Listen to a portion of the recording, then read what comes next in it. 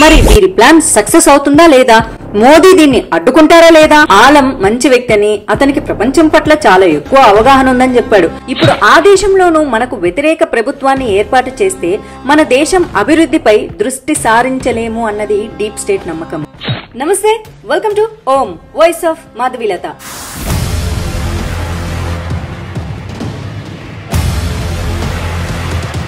Voice of Madhavilatha అంటే నా ఒక్కదాని వాయిసే కాదు, చాలా మంది జాతీయవాదుల వాయిస్. మీరు ప్రతిరోజు చాలా వీడియోలు చూస్తూనే ఉంటారు కదా, నా వీడియో కూడా చూడండి. నా పాయింట్ ఆఫ్ వ్యూ ఏంటో మీకు అర్థమవుతుంది. నా వీడియోలు మీకు రీచ్ అవ్వాలి అంటే మీరు చేయవలసిందల్లా ఒక చిన్న విషయం అనమాట, జస్ట్ సబ్స్క్రైబ్ చేసుకోవడమే. అండ్ వీడియో చూసేటప్పుడు చిన్న లైక్ కూడా కొట్టండి, ఎందుకంటే ఇది చాలా మందికి రీచ్ అవుతుంది. అప్పుడు నాకు బోలెడని మంచి టాపిక్స్ మీద వీడియోస్ చేయడానికి ఇంట్రెస్ట్ వస్తుంది. ఆ వీడియోలు అప్పుడప్పుడు కొంచెం బీజేపీకి ఫేవర్ గా ఉంటాయి, ఎందుకంటే నేను బీజేపీలో ఉండటం వల్ల. కానీ when it comes to Sanatan ధర్మ నేషన్, నేను ఖచ్చితంగా దేశం వైపు, ధర్మం వైపే నిలబడతాను. మీకోసం మంచి వీడియోలు అందించే ప్రయత్నం కూడా చేస్తాను. మరి ఈ రోజు టాపిక్ లోకి ఎంటర్ అయిపోదామా? బంగ్లాదేశ్ అయితే భారత్ తో కయ్యానికి కాలు దూవుతోంది. 1971 యుద్ధంలో ఏ దేశం అయితే బంగ్లాదేశ్ విముక్తి కోసం పోరాడిందో అదే దేశాన్ని ఆక్రమించుకోవడానికి ఇప్పుడు ప్రయత్నాలు చేస్తోంది. తాజాగా అక్కడ ప్రభుత్వ సలహాదారు ముఫ్ఫుజ్ ఆలం ఫేస్బుక్ పోస్ట్ చూస్తూ ఉంటే భారత్ పై పెద్ద కుట్రకే తెరలేపారని తెలుస్తోంది కదా. పోస్ట్ చేసిన కొన్ని గంటల్లోనే డిలీట్ చేసిన భారత్ ను ఆక్రమించుకోవాలనే కోరిక ప్రస్తుతం ప్రభుత్వాధినేతలకు ఉందనే విషయాన్ని ఆ పోస్ట్ అయితే స్పష్టం చేస్తోంది. అయితే భారత్ ను ఆక్రమించుకోవాలనే కోరిక నిజంగా బంగ్లాదేశ్ ప్రభుత్వ అధినేతలది మాత్రమేనా? దీని వెనక బాహ్య శక్తులు ఏమైనా ఉన్నాయా అనే విషయాన్ని అయితే ఇప్పుడు మనం ఒకసారి చర్చించుకుందాం. ప్రస్తుతం బంగ్లాదేశ్ ప్రభుత్వానికి తాత్కాలిక అధినేత అయినటువంటి మహమ్మద్ యూనస్ కి ముఫ్ఫజ్ ఆలం చాలా క్లోజ్ ఫ్రెండ్ అన్నమాట. షేక్ హసీనాను గద్దె దింపడంలో ముఫ్ఫజ్ ఆలం కీలకంగా పనిచేశాడు కూడా. విద్యార్థులను ఉద్యమం వైపు నడిపించాడు కూడా. విదేశీ శక్తుల హస్తంతో విద్యార్థులను ప్రభుత్వానికి వ్యతిరేకంగా రెచ్చగొట్టాడు. ఉద్యమాన్ని ఎలా నడిపించాలి, హసీనా నివాస భవనాన్ని ఎలా క్యాప్చర్ చేయాలి అనే విషయాలకు పక్కా ప్లాన్స్ కూడా వేశాడు. ఓ రకంగా చెప్పాలంటే అమెరికా డీప్ స్టేట్ చెప్పినట్లు తన దేశంలో ప్రభుత్వాన్ని కూలదోయడం వెనక మాస్టర్ మైండ్ గా ముఫ్ఫుజ్ ఆలం ఉన్నాడనే విషయం అందరికీ తెలుసు.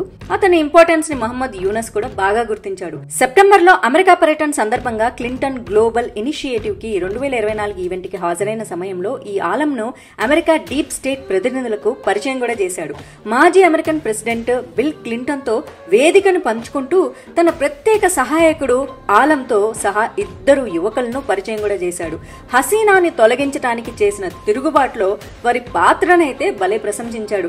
ఆలం మంచి వ్యక్తి అని, అతనికి ప్రపంచం పట్ల చాలా ఎక్కువ అవగాహన ఉందని చెప్పాడు. సో ఈ ఆలంకి డీప్ స్టేట్ కి సంబంధాలు ఉన్న విషయము ఆ వేదికతో అందరికీ అర్థమైపోయింది. ఆలం తన ఫేస్బుక్ లో ఎందుకు ఆ మ్యాప్ ని పోస్ట్ చేసినట్లు ఓసారి తెలుసుకుందాం. నిజానికి ఇదంతా అమెరికా డీప్ స్టేట్ ప్లానింగ్ లాగానే కనిపిస్తోంది, కానీ డీప్ స్టేట్ మన దేశం చుట్టూ ఒక వలయాన్ని అయితే అల్లుతోంది. పాకిస్తాన్ ఎప్పటి నుంచో మన శత్రు దేశమే కదా. ఉగ్రవాదాన్ని ఎగదోసే ఆ దేశానికి అమెరికా తన యుద్ధ విమానాలను అందజేసి మరీ మద్దతు అయితే అందిస్తోంది. ఇక మాల్దీవులు, శ్రీలంక, నేపాల్ వంటి దేశాల్లో ప్రభుత్వాలు ఇప్పటికే మన దేశానికి చాలా వ్యతిరేకంగా ఉన్నాయన్న సంగతి మనకు తెలుసు. ఆయా దేశాలు చైనాకి అనుకూలంగా కూడా ఉన్నాయి. ఇక మయన్మార్ లోనూ మనకు అనుకూల పరిస్థితులు అయితే అసలు లేవు. ఇప్పటి వరకు మనకు అనుకూల సరిహద్దు దేశం ఏదైనా ఉందంటే అది బంగ్లాదేశ్ మాత్రమే. ఇప్పుడు ఆ దేశంలోనూ మనకు వ్యతిరేక ప్రభుత్వాన్ని ఏర్పాటు చేస్తే మన దేశం అభివృద్ధిపై దృష్టి సారించలేము అన్నది డీప్ స్టేట్ నమ్మకము. అందుకే అక్కడ రెజీమ్ చేంజ్ కి ప్రయత్నించి విజయం కూడా సాధించింది. మనకు అనుకూలంగా ఉండే షేక్ హసీనాను గద్దె దింపింది. నిజానికి డీప్ స్టేట్ ప్లాన్ ఏలో హసీనాను గద్దె దింపాలని ప్రణాళిక లేదు. ఆమె సహకరిస్తే గనక భారత సరిహద్దుల్లో ఒక క్రైస్తవ దేశాన్ని ఏర్పాటు చేయాలని ఫస్ట్ అమెరికా అనుకుందన్నమాట.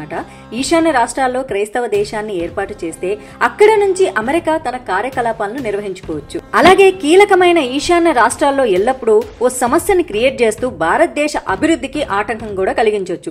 దీనివల్ల భారత్ ఒక సూపర్ పవర్ గా అయితే ఎదగలేదు, అభివృద్ధిని మింగేస్తుంది అనమాట. తద్వారా మన దేశం ఇంకా వెనకబడిపోతుంది. రిజల్ట్ ఏంటంటే అమెరికాకు భారత్ అడ్డుగా ఉండబోదన్నమాట. అయితే ఈ దేశాన్ని ఏర్పాటు చేయడానికి ముందుగా బంగ్లాదేశ్ సరిహద్దులో సెయింట్ మార్టిన్ ద్వీపంలో అమెరికన్ ఆర్మీ తిష్ట వేసుకుని కూర్చోవాలన్నమాట. దీనికోసం షేక్ హసీనాతో పలుమార్లు చర్చలు జరపడానికి అమెరికా ట్రై చేసింది. అయితే ఈ విషయాన్ని హసీనానే స్వయంగా బయటికి చెప్పేశారనమాట.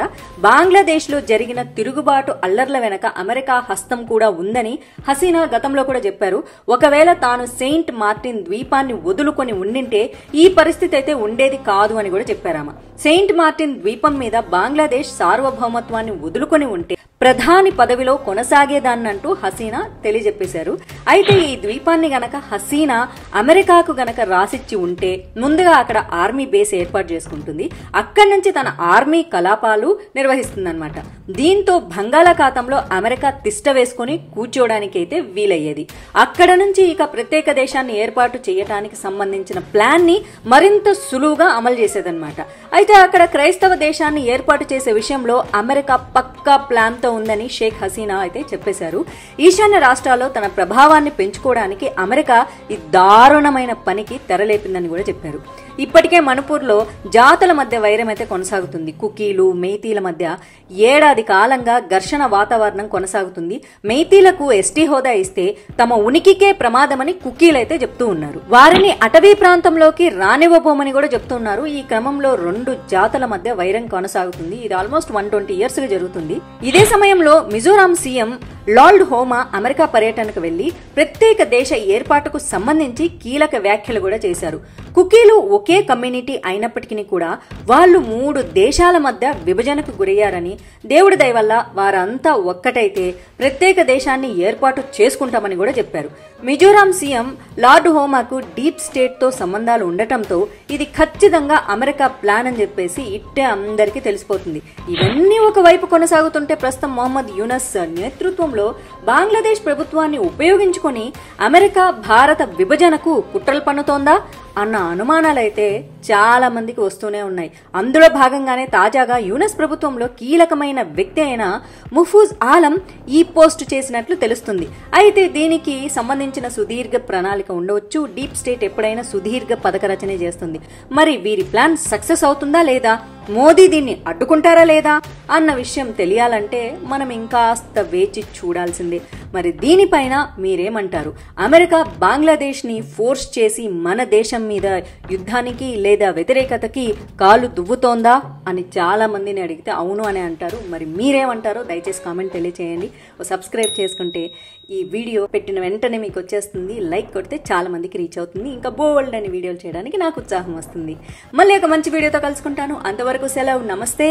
జై హింద్, జై భారత్.